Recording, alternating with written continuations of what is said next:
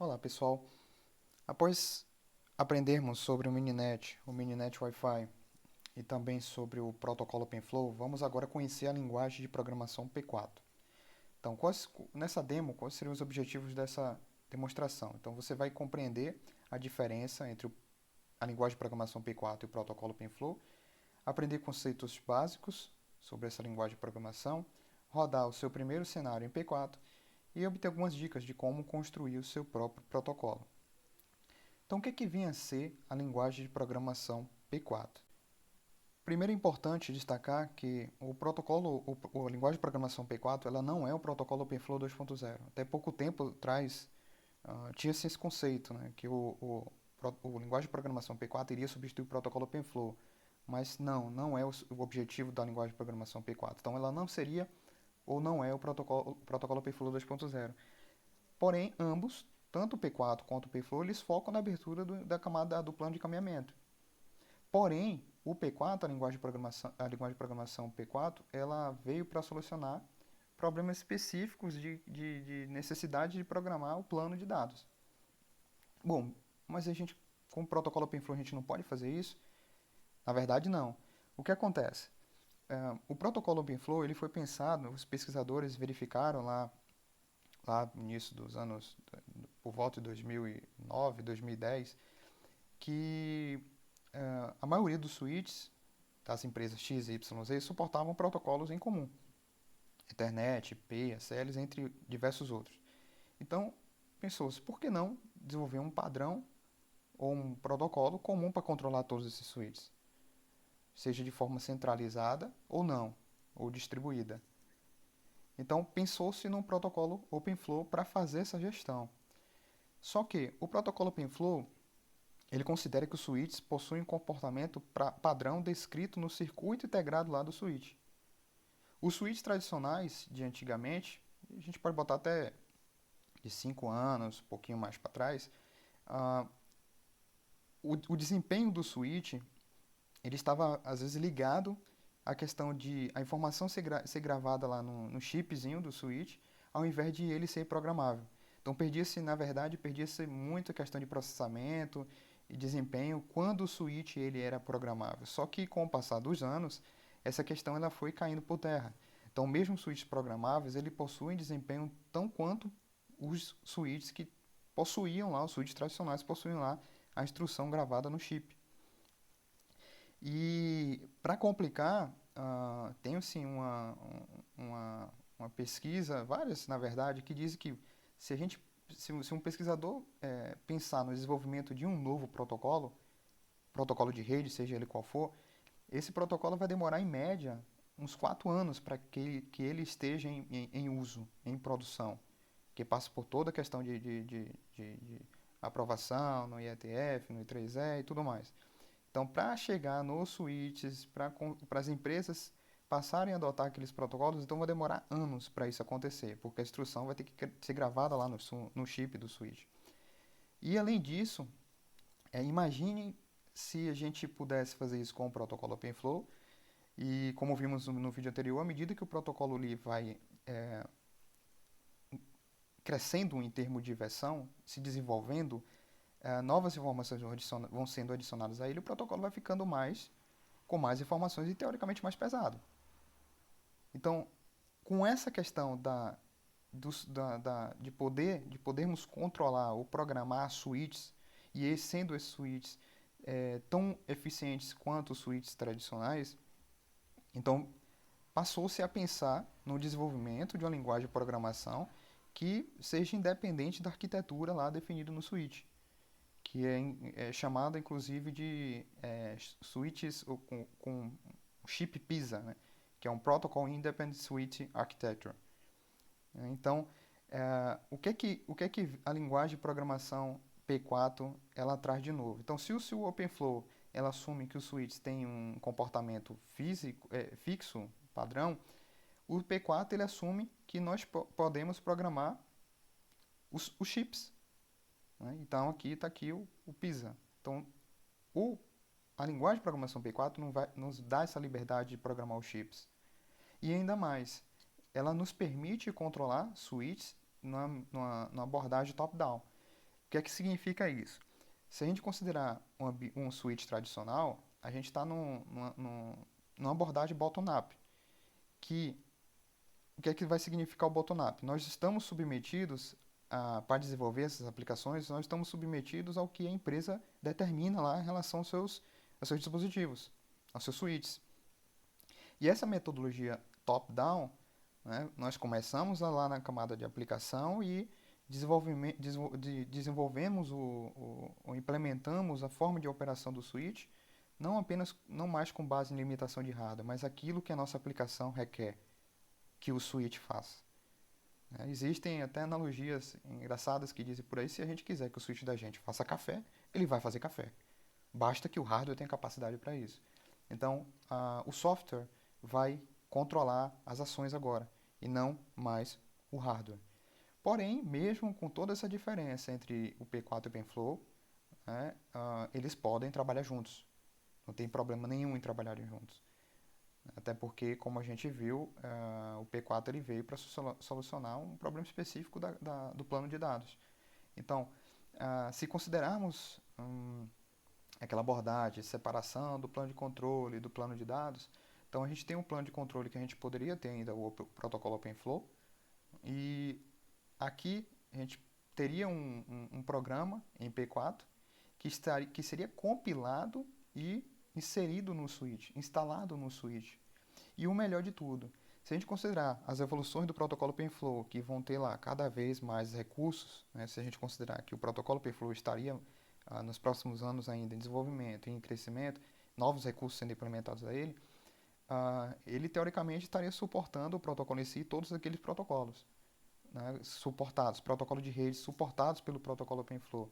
E na linguagem de programação P4, a gente pode, inclusive, dizer ao switch quais protocolos vai suportar.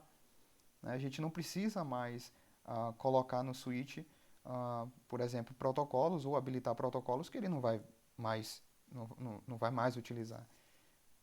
Então, e outra, considerando a linguagem de programação P4, o OpenFlow ele pode ser considerado como apenas um programa que pode funcionar em cima do P4. Então, no ambiente clássico OpenFlow, a gente poderia ainda ter, né, população, instalação e consulta de regras no switch. Para a demonstração desse vídeo, dessa demo, vamos utilizar um controlador chamado de ONOS. Então, o que é que vem a ser esse cara aqui? Então, o que é o ONOS? Então, o ONOS significa um sistema operacional aberto para a rede. Então, se você é familiar com sistemas operacionais para servidor, então você vai ver que o ONOS provê funções análogos às funcionalidades, tipos de funcionalidades, incluindo as APIs, abstrações, recursos, alocação de recursos, permissões, a CLI, a interface do usuário e aplicação de sistemas. Então, e se você é familiar com suítes tradicionais, com sistemas operacionais e suítes tradicionais, você vai ver que o ONOS gerencia toda uma rede, em vez de apenas um dispositivo, o que pode beneficiar na questão do gerenciamento simplificado, configuração, deployment de novo software, hardware e serviços. Contudo, se você é familiar com controladores SDN, você vai se sentir totalmente em casa, porque vai verificar que vários recursos e funções que o ONOS provê, a gente já tinha em controladores SDN boa parte desses recursos.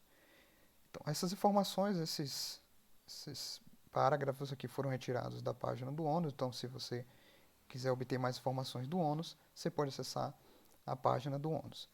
Então, para a nossa demo, a gente tem alguns requisitos que a gente vai precisar.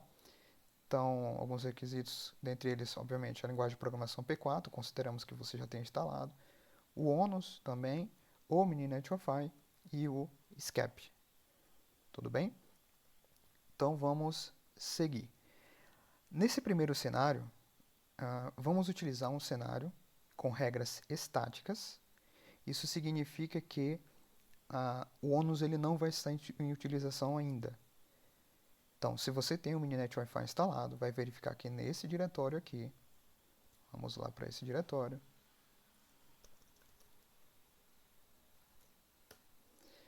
existe um arquivo que vamos executar o P4. Então, primeiro vamos entender a topologia, o que é que a gente tem de topologia de rede nesse arquivo. A gente tem 2 hosts, 2 estações e 2 pontos de acesso. A primeira estação, a STA1, ela está conectada ao ponto de acesso 1, que por sua vez está conectada a H1.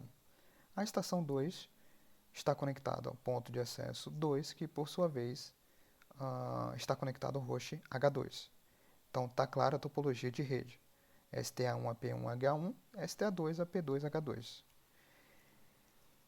E se verificarmos aqui no ponto de acesso, vamos iniciar um ponto de acesso com uma classe nova, que é uma classe do ONUS BMV2, que é um switch P4. Então, obviamente, ele vai suportar a linguagem de programação P4. Ao executar esse código, a gente vai executar 2 vezes, primeiro sem o ONUS e depois com o ONUS. Então, primeiro não vamos ter o controlador remoto, então o ONUS não vai estar em execução. Então, ao executar esse arquivo, alguns argumentos vão ser passados quando a gente adicionar um ponto de acesso, ou quando o código adicionar um ponto de acesso.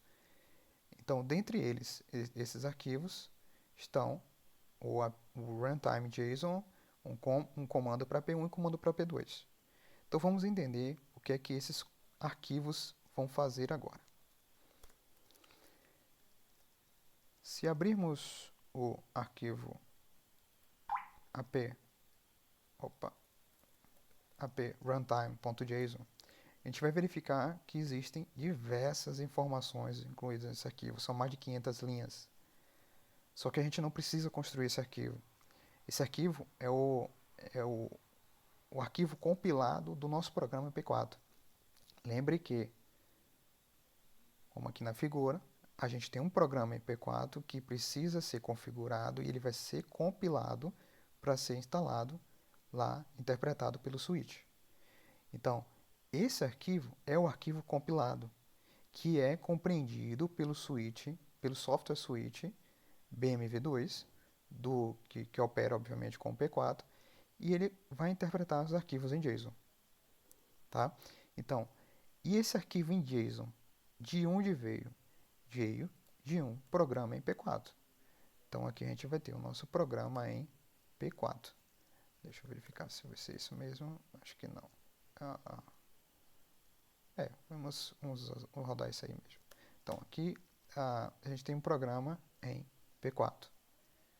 Então, o que a gente tem aqui, o que a gente poderia focar dentre as informações contidas nesse arquivo? Obviamente, eu não vou poder explorar todos eles, mas certamente os mais importantes que vai te direcionar a entender melhor como essa linguagem de programação ela funciona.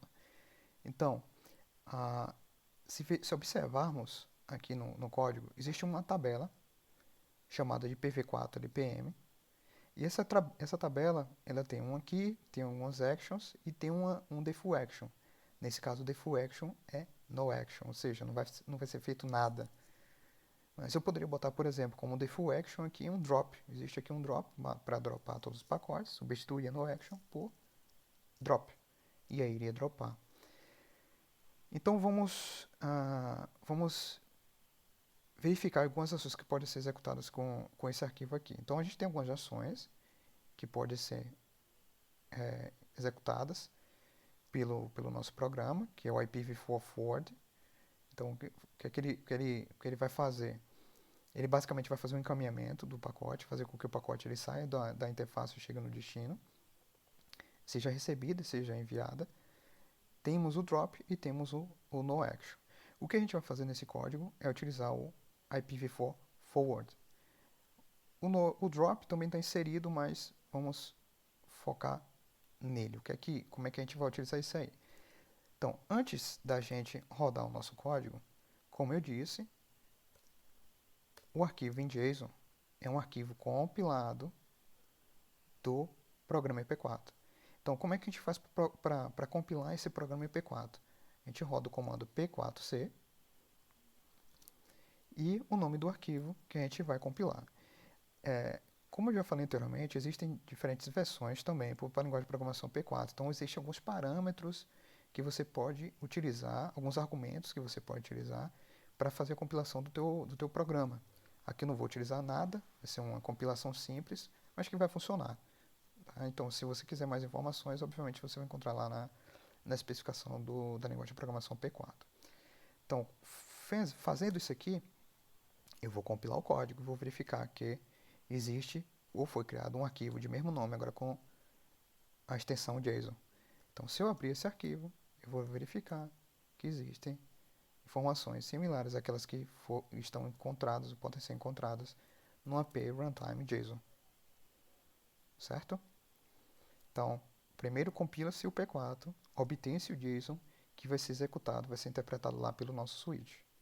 Eu vou excluir o Basic P4, o Basic JSON, porque não é ele que a gente vai executar. Então, voltando para o nosso material, a gente tem que executar esse código, só que, como foi dito anteriormente,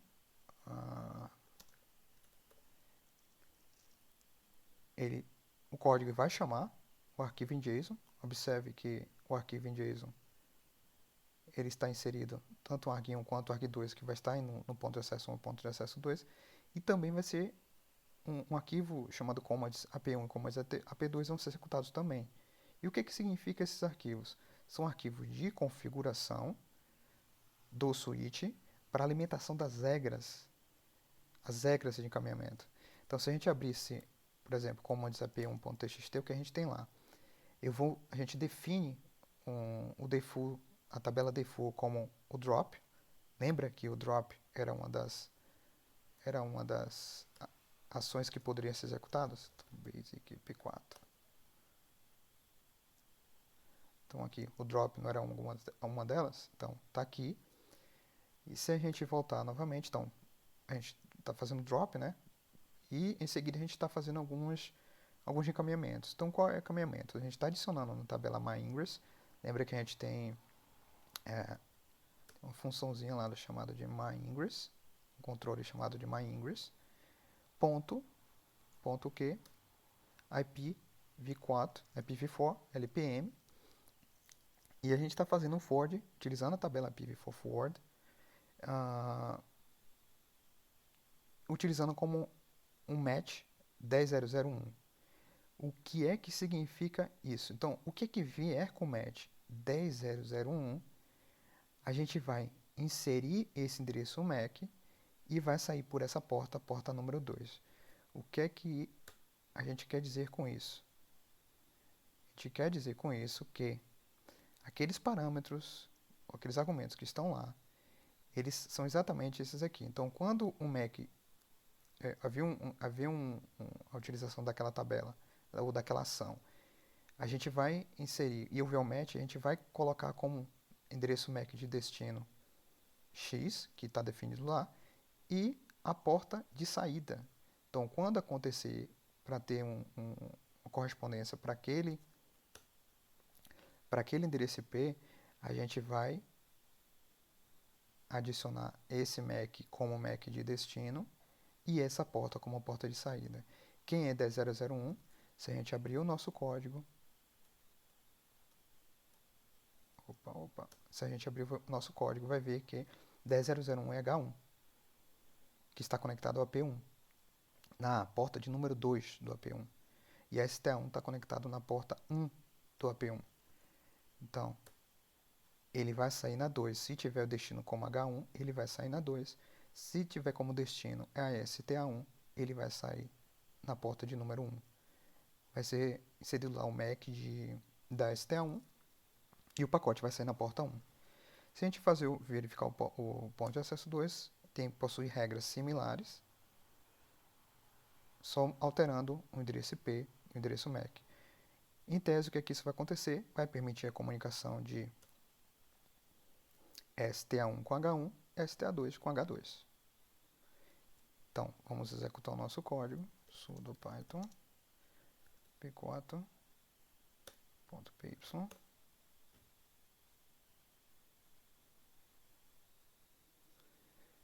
Pronto, código executado.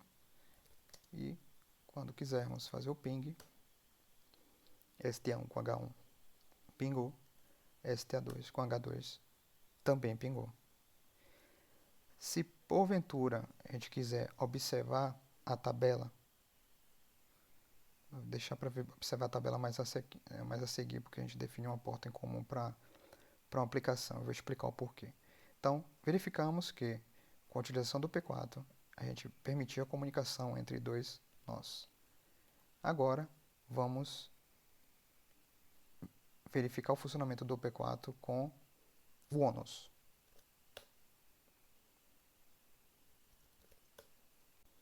Para a utilização do ONUS, como eu já falei anteriormente, eu considero que você tenha o P4 ou o ONUS instalado. Então, já tenho um ONUS instalado na minha máquina. Eu simplesmente vou acessar o seu diretório.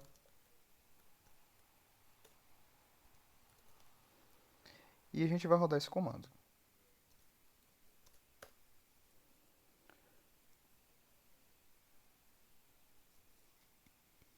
O ONUS está sendo iniciado.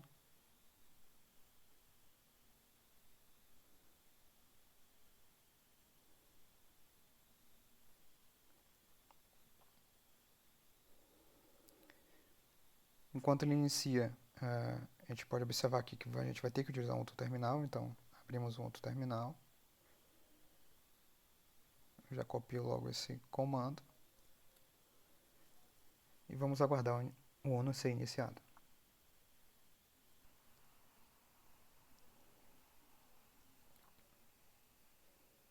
O ONUS está sendo iniciado.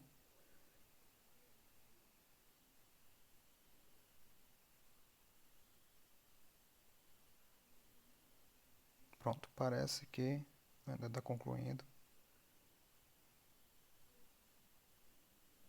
Ok. Então a gente vai para o comando seguir e acessamos a CLI do ONUS. Dentro da série do ONUS, a gente vai precisar ativar alguns pacotes. Então aqui estão alguns pacotes que a gente precisa ativar. Infelizmente, me parece que a gente não consegue copiar, ou não dá muito certo se a gente copiar toda essa linha e colar nesse terminal. Então a gente tem que digitar cada um das aplicações que a gente quer executar. Então vamos aqui, pipelines, .fabric, proxy app, LLDP provider, host provider e segment routing. Drivers.bmv2, drivers.bmv2. Pronto, a gente está iniciando algumas aplicações que vão ser necessárias para a utilização do P4 junto com o ONUS. LLDP provider.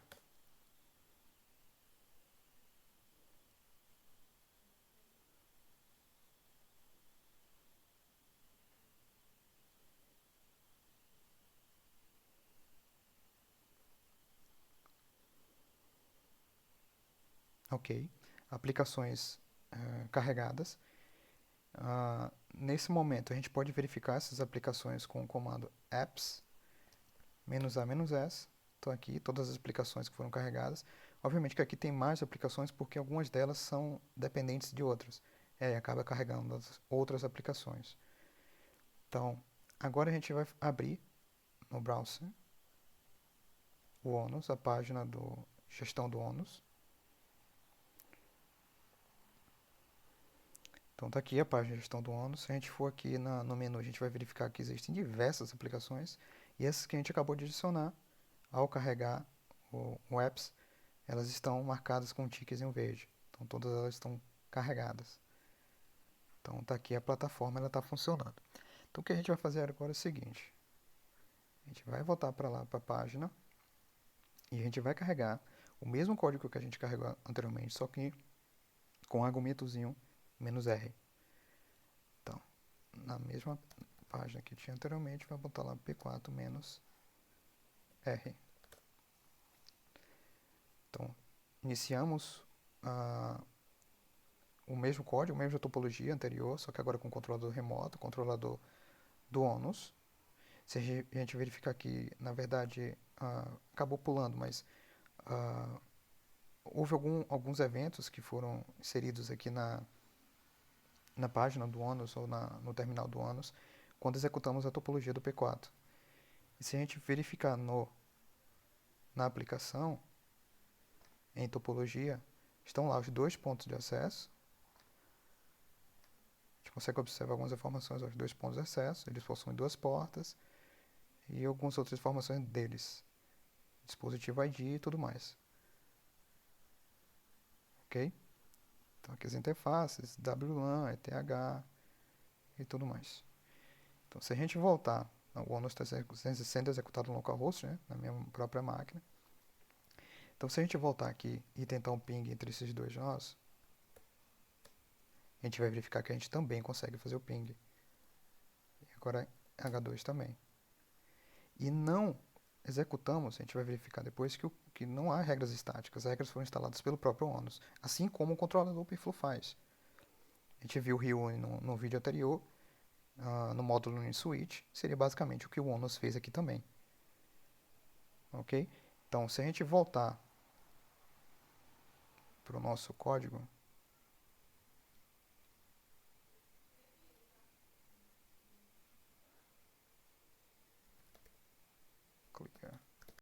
a gente vai ver que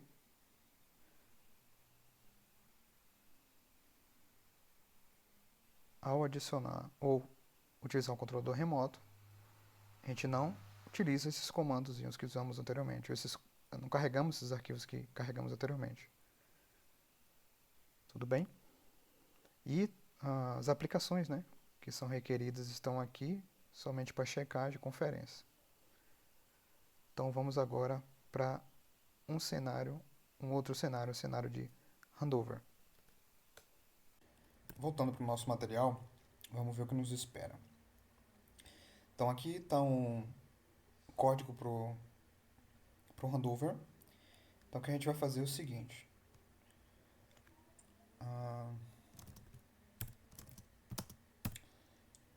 Criar um diretório novo aqui, chamado de handover, e vou acessar. Então, vou copiar todo o código da topologia, chamar de handover.py.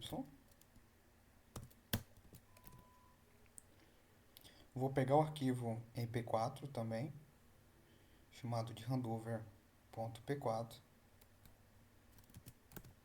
Não precisa necessariamente ser o nome handover não, tá pessoal? Pode ser qualquer nome, eu estou pondo handover apenas por questão de padronização. Então handover.p4. E temos também um commands para S1. Então commands s1.txt. E temos que compilar o código, assim como a gente fez anteriormente, compilar o código do handover. Só que antes de compilar o código do P4, vamos abrir esse arquivo, vamos verificar o que a gente tem dentro desse arquivo. Esse arquivo, ele é muito similar ao arquivo anterior, ao arquivo que a gente executou, o primeiro código em P4. Tem a mesma tabela de caminhamento que a gente tinha anteriormente, nome do controle da MyIngress também, só que com uma mudança bem sutil que eu vou demonstrar lá na frente, no final da apresentação, o porquê do uso desse arquivo específico. Então aqui a gente tem um header novo que foi criado por mim, chamado de P4 Wi-Fi, e nesse header eu defini alguns bits, alguns campos, chamado de new data, ocupando 56 bits, um campo para MAC address, um chamado de BSSID e outro chamado de MAC. Se fosse o BSSID lá, do ponto de acesso, um MAC de um cliente.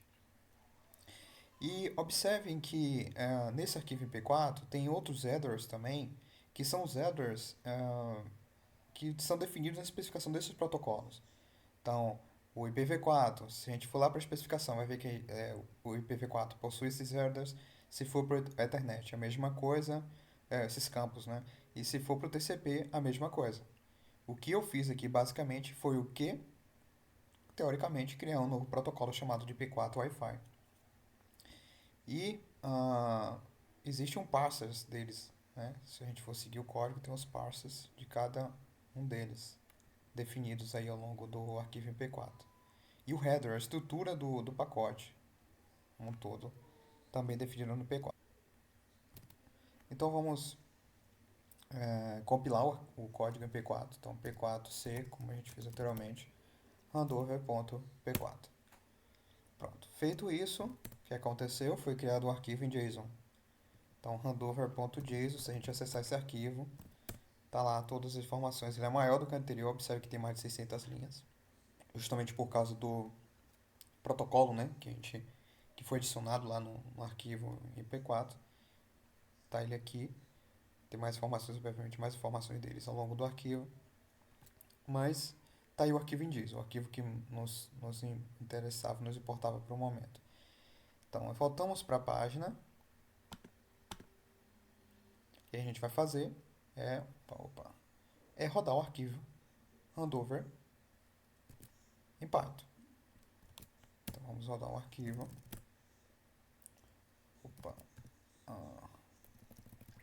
Acabei chamando de handover, não handover.p4. Então, tá aí o arquivo. A gente executou o arquivo. E nesse arquivo, o que é que tem nesse arquivo? A gente tem STA1 pingando para o nó H1. Eu vou parar a topologia, o código, para mostrar o que, é que a gente tem nessa topologia de rede. Nessa topologia de rede, o arquivo em Python, o que, é que a gente tem?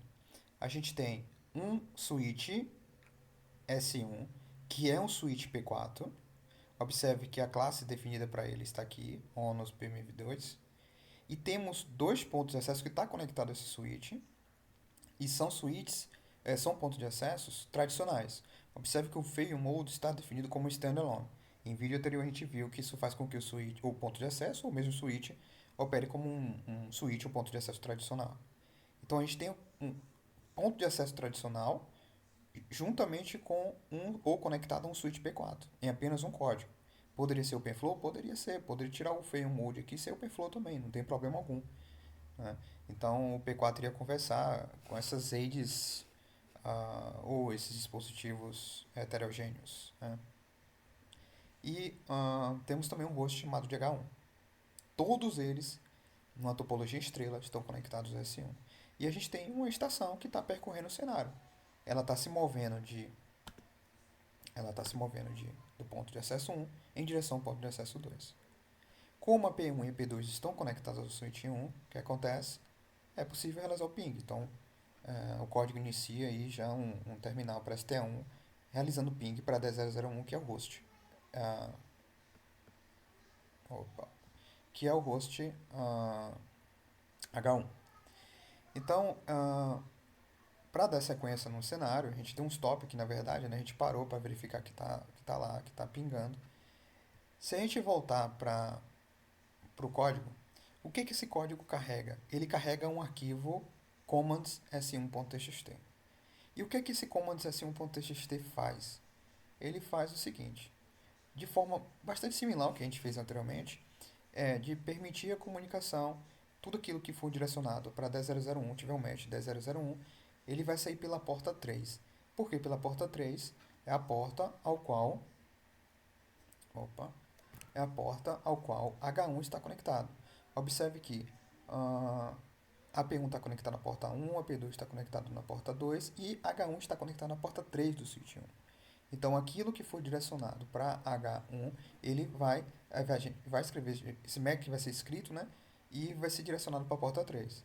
Em contrapartida, aquilo que for direcionado para STA do STA1, que tem esse IP 10.0.0.2, ele vai ser direcionado para a porta 1 do switch, que é a porta que está conectada ao ponto de acesso 1.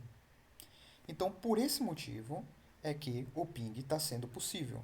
Há o ping, há a comunicação de STA1 com H1. Porém, se a gente voltar...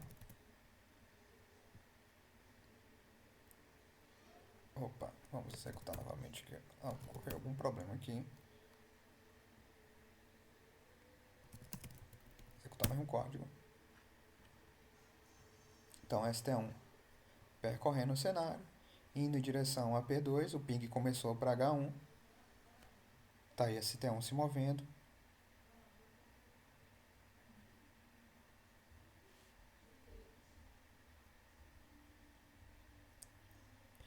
Quando ela sair do raio de alcance do ponto de acesso 1, obviamente ela vai desconectar e conectar o ponto de acesso 2. Pronto, observe que o ping está interrompido, parou de pingar. Mas a P2 está conectada a S1, que por sua vez está conectada a H1. E por que o ping parou?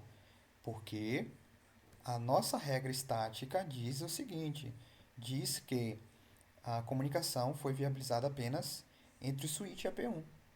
Então, o que é que a gente pode fazer então para que ST1 se comunique com H1? A gente pode fazer duas coisas. Primeiro, vamos verificar a tabela de fluxo lá do switch 1. Então, S1 com esse comandozinho aqui, a CLI. Esse comando é muito similar. Lembra do OVS, que tem um comando OVS, OFCTL? Esse comando aqui é similar. Agora para um Simple Switch P4. Tá? Esse Thrift aqui é uma, a gente pode dizer, uma framework que permite comunicação ou facilita a comunicação entre diferentes aplicações que possuem diferentes linguagens de programação. Então lá consegue fazer essa conversação entre diferentes linguagens. A gente usa ele no P4 também, em uma determinada porta. Está aqui a porta escolhida de forma manual. No código, se a gente observar o código, ela foi definida como 5001. Cadê? Aqui. 5001. E por esse motivo que a gente está utilizando o 5001 aqui, estamos acessando, fazendo um table dump para a tabela qual a gente compilou lá no arquivo nosso MP4. Então, quando a gente dá um enter aqui, ó, observa que tem um forward daquilo que tem aquele MAC 10001 para a porta 3 e o MAC 10002 para a porta 1. 10002 não, desculpa. Na verdade não MAC, o IP, né? Então a gente faz esse caminhamento. E tem lá o drop também, né? A gente fez o drop também. Então a comunicação é perfeita entre a S1 e a P1. Agora, se a gente quiser permitir ainda a comunicação com a P2, observe que o ping ainda está parado lá, né? O que, é que a gente tem que fazer, ou o que, é que a gente pode fazer a gente pode fazer duas coisas. A gente pode apagar a regra que existia, dizendo que o fluxo que entrar na porta, ou melhor, essa correspondência tem que ser na porta 1 do AP do switch 1. Em vez de acontecer isso, em vez de sair pela porta 1, seria pela porta 2. Observe que aqui a gente faz a mesma coisa, só que alterando a porta. Observe que o comando é o mesmo, alterando a porta. Então, ou a gente apaga o fluxo errado, obsoleto, e adiciona um novo, ou a gente simplesmente pode alterar o existente. Então, esse comando aqui ele vai alterar o existente. Então, chego aqui, ó, S1, roda o comando. Observe que foi modificada uma entrada na tabela 1 para o match. Então tá aqui, ó, table modify, tabela, o ID da tabela e o que vai acontecer de ação, de nova ação, né? Tá aqui a ação. E se a gente for olhar para o ping, tá lá, o ping voltou a acontecer. Tivemos uma série de pacotes perdidos e depois o ping foi estabelecido novamente. A comunicação SMP está novamente ativa. Entenderam? Então, assim como a gente tem o OFCTL, você pode utilizar esses comandozinhos aí para manualmente ir adicionando os fluxos. Agora, o P4 traz um outro recurso que é bastante interessante. Eu particularmente gostei muito, eu não conhecia, conheci recentemente. Fui parar a topologia aqui, tá? Que é o seguinte, a gente tem o ônus de execução, né? Então tá lá o ônus de execução e a gente pode acessar, como a gente fez anteriormente, a CLI do ônus. Então tá aqui, vou acessar a CLI. E tem uma aplicação nova que a gente pode ativar também, chamada de Mobility. As aplicações anteriores a eles são similares a que a gente já ativou, então a gente não precisa ativar novamente. Então eu posso simplesmente digitar app mobility. Esqueci. App activate mobility. Então foi ativada uma aplicação chamada de Mobility, que vai permitir com que, na verdade, o controlador vai identificar que a estação mudou de ponto de acesso e vai viabilizar a comunicação entre ST1 e H1, sem necessidade de instalação de qualquer regra. Então, se a gente observar novamente o código, a gente pode também iniciá-lo com o controlador remoto, com "-r". Então, eu vou iniciar esse mesmo código que a gente iniciou anteriormente, só com "-r", para abrir um controlador remoto. STA1 vai estar lá pingando para H1, observe que o ping já começou, está lá pingando. Teve alguns eventos no ONUS que foram observados pelo ONUS. E vamos ver o que vai acontecer quando STA1 sair do raio de alcance de AP1.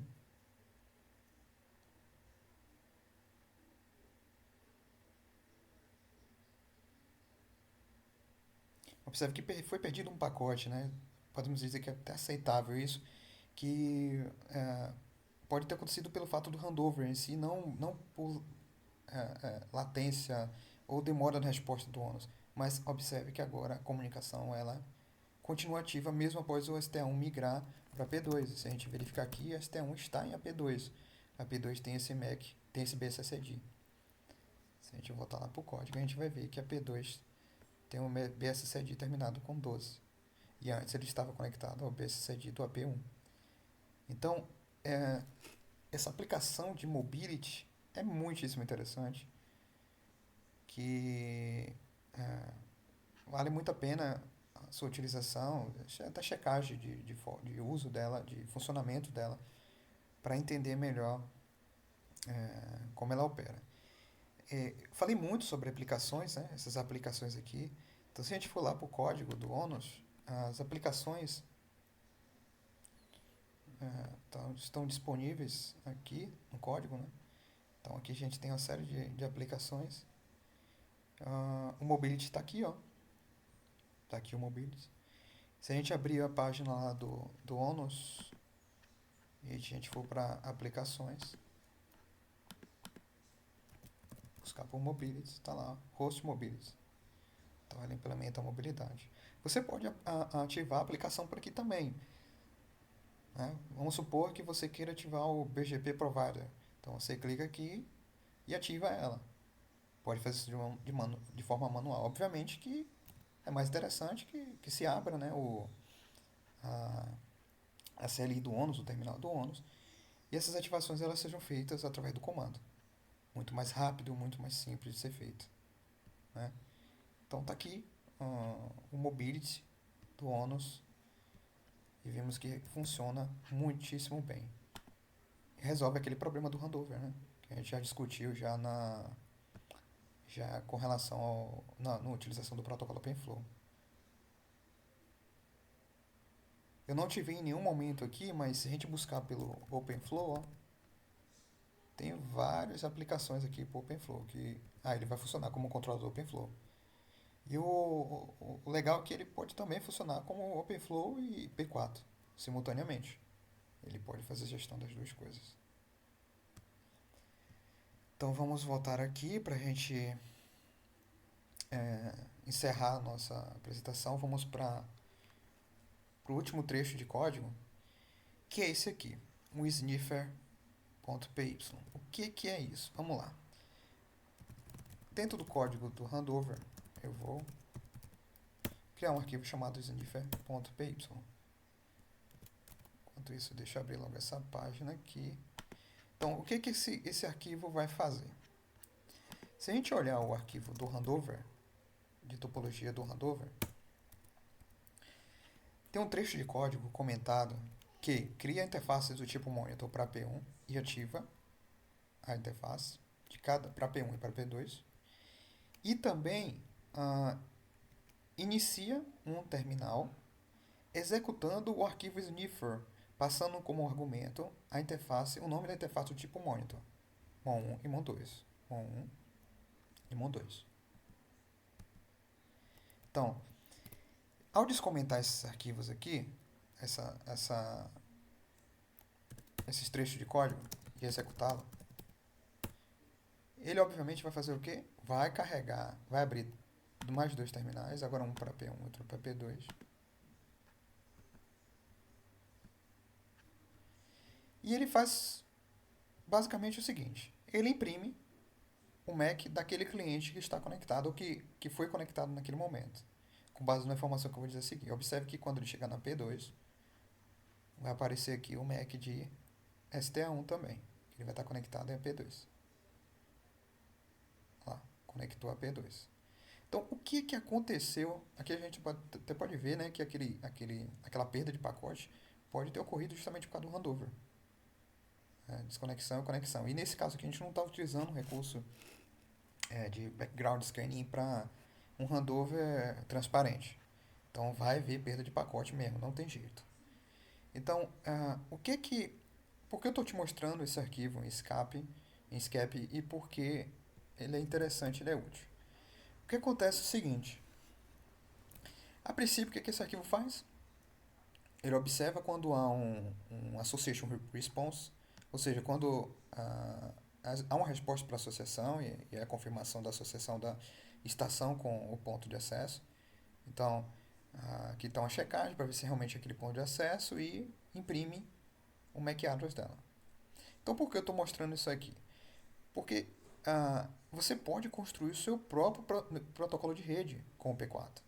Então, se a gente considerar esse linkzinho aqui, eu criei um tutorial já faz um tempo, 8 meses atrás, mais ou menos, que ele tem o código P4, tudo que já foi explanado aqui, né, a topologia de rede também e tudo mais.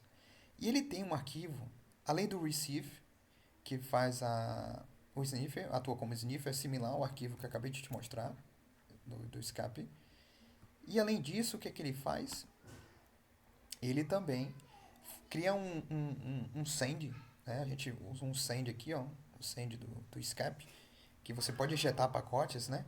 Que é o seguinte: a gente monta uma estrutura de pacotes. Observa que a gente tem aqui o Ethernet, a gente tem o IP, TCP e o P4 Wi-Fi.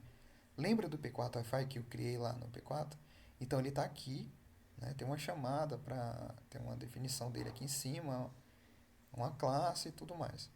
Então, foi definida aqui uma estrutura de pacote com a internet, com IP, com TCP, com P4, que pode ser utilizado, e aí se a gente voltar cá para o arquivo do handover.p4, que pode ser utilizado para o nosso programa IP4.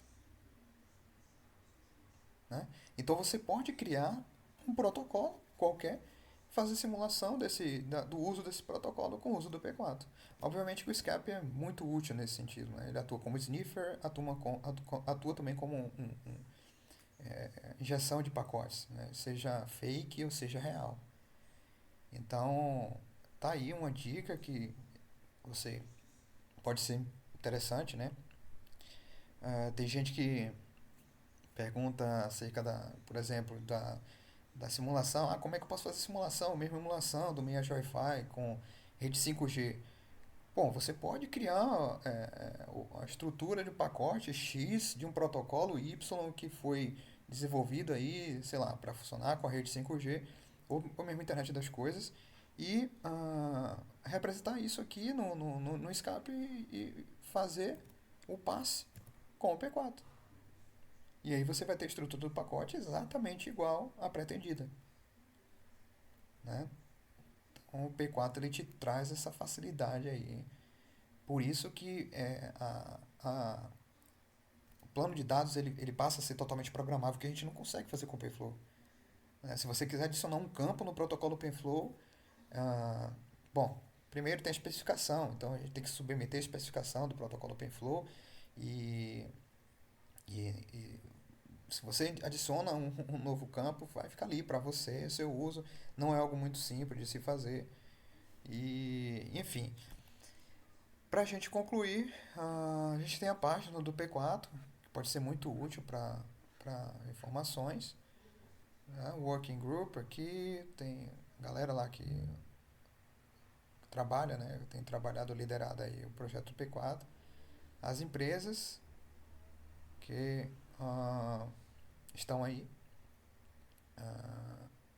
desenvolvendo também, participando de pesquisas do P4.